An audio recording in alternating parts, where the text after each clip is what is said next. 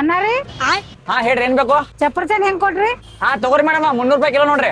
300 ರೂಪಾಯಿ ಕಿಲೋ. ಹಣ್ಣು ನೋಡ್ರಿ ಚಲೋ ಅದಾವು ಆದ್ರ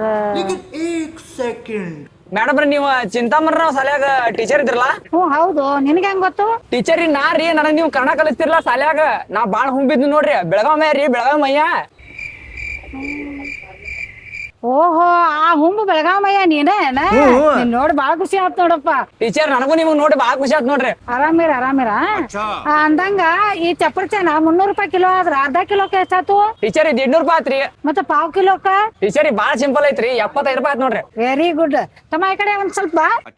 रुको जरा सबर करो. ಇಲ್ಲಿ ಹೇಳಿದ ಲೆಕ್ಕ ಸಾಲಿ ಕಲಿಯೋತ್ನಾಗ ಹೇಳಿದ್ರ ದೊಡ್ಡ ಇಂಜಿನಿಯರ್ ಹಾಕಿದ್ದಿ ಊರ್ ಬಾಡಿಯ. हे प्रभु हे हरि राम कृष्ण जगन्नाथ प्रेमानंद